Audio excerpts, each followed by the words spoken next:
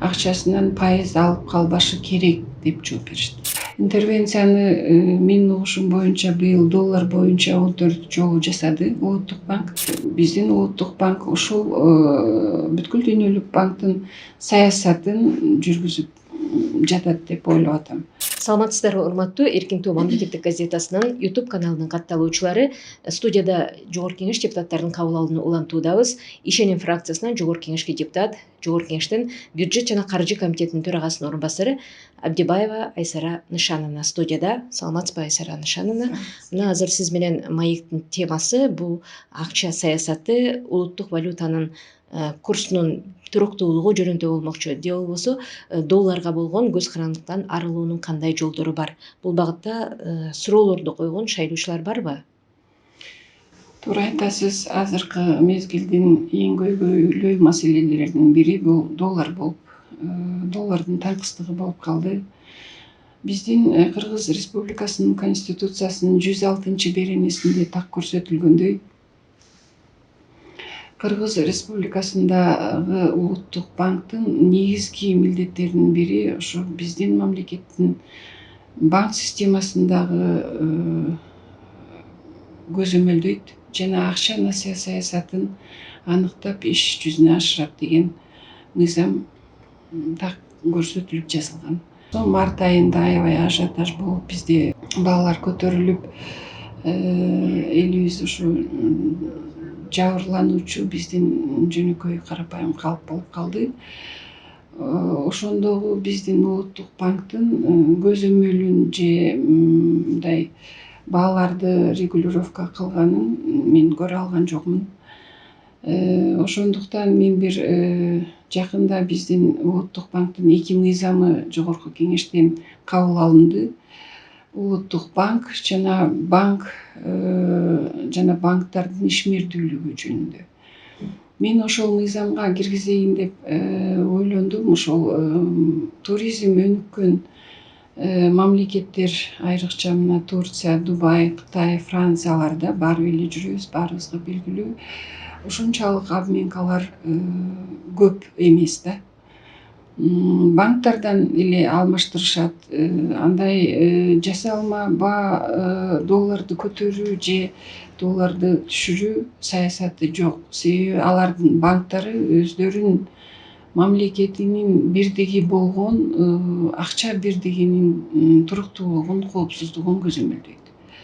Ошондуктан мен бир да жолу башка мамлекеттерде ушу доллардын аябай көтөрүлүп же кайра түшүп кеткенин байкаган жокмун. Быйыл бул нерсе көбүнчө башка мамлекеттерде да болуп жатат, чындыгын айтыш керек.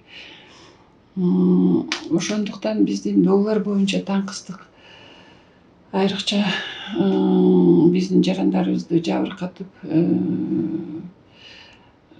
баягы кыйынчылыктарды жаратууда. Бул көбүнесе жарандарга тиешелүү маселе дегенибиз, мисалы мигранттар которгон акчаларда кармалып жаткан комиссиялар жөнүндө сөз болуп атабы ошондо? Же депозит маселеси дагы башка? Мигранттар которуп жаткан акчада эгерде менин оюм боюнча доллар менен которсо, доллар жок болсо сом менен курс менен, ошо базар баасындагы курс менен сом менен берсе болот. Бул жерде ушу банктардын пайыз алып калуусу дагы туура эмес.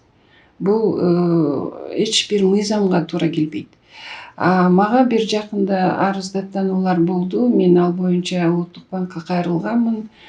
Доллар менен депозит койгон кардарлардын акчасынан 5% алып калабыз деп, ал кардарыбыз эмненин негизинде, мага кандай жобо же положение болсо көрсөткүлө дегенинен, жок, анда 3% алабыз деп алып калышканын билдим. Ошол кардар мага арыздаттануу менен кайрылды. Ал жерде банктар Улуттук банктын жобосунун негизинде деп пайыз алып калышаптыр. Мен ошондо Улуттук банкта биздин көзөмөлдөөчү органдарга кайрылдым. Кандай жобо чыкты Улуттук банкта? Мага ошол жободон бир жөнөтүп коюңуздар, анан кандай негизде ушул депозитке койгон кардарлардын акчасынан 5% алып калышып атасыңар, банктар айрыкча деп суроо бердим. Телефон аркылуу кайрылдым. Ошол күнү Улуттук банк пресс-конференция өткөрдү. Менин оюмча булар так, анык жооп берди. Эч кандай жобо жок. Коммерциялык банктар эч кандай депозитке койгон кардарлардын акчасынан пайыз алып калбашы керек деп жооп беришти. Интервенция жасалып атат. Бул курстун туруктуулугун, сомдун туруктуулугун камсыздоо максатында. Бул интервенция дегенде эле биздин капиталыбызга канчалык таасир этет? Интервенцияны Улуттук банк биздин валюта рыногундагы доллардын баасын түшүрүү же бир калыпта сактап калуу үчүн жасала турган мыйзам чегиндеги иш-чара. Интервенцияны менин угушум боюнча быйыл доллар боюнча 14 жолу жасады Улуттук банк. Бирок ошол Улуттук банктын интервенциясынын аркасында доллардын күчү сакталып турат.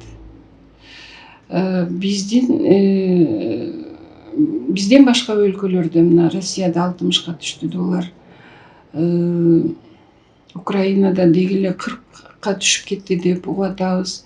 Биздин кошуна мамлекеттерде ошо доллардын өсүүсү же тез төмөндөп түшүп кетүүсү өтө мындай байкалбайт да. А бизде ошо доллардын туруктуулугу камсыздалып келе жатат марттан бери эле. Мен муну түшүндүм.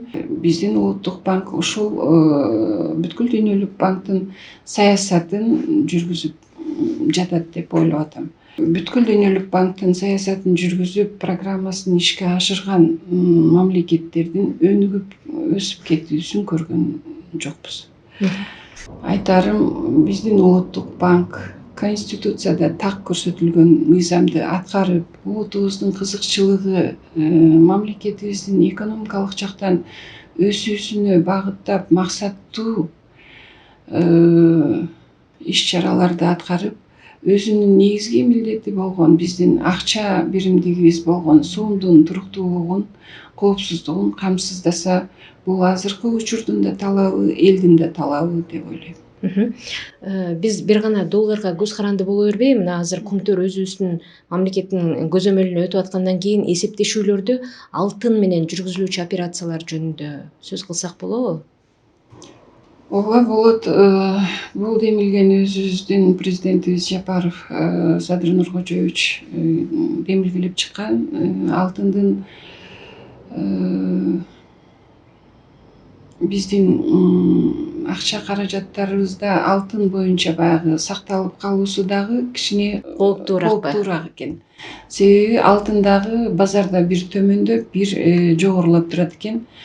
Ошондуктан бирок менин оюмча бул алтын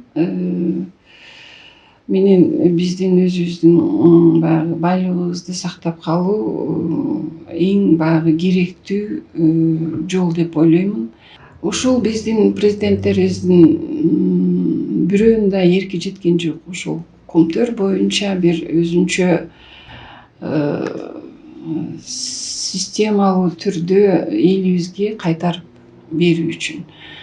А биздин ушул азыркы президентибиз Садыр Нуркожоевичтин эрктүүлүгүнө, ишмердүүлүгүнө байланыштуу биз өзүбүздүн Кумтөрдүн ээлигине ээ болдук деп ойлоймун.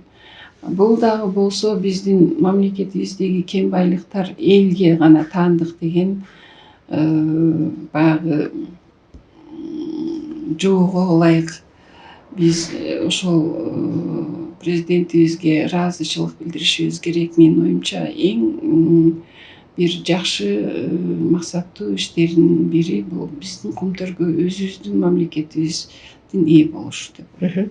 Мына ушундай ири Кумтөр сыяктуу долбоорлорубуз турганда кыргыз экономикасы өсүштөрдүн гана үстүндө болот деген үмүткө бекем ишенебиз. Бүгүн студияда мейманда Жогорку Кеңешке ишеним фракциясынан депутат, Жогорку Кеңештин бюджет жана каржы комитетинин төрагасынын орун басары Айсара Абдибаева болду. Саламатта калыңыздар. Рахмат сизге.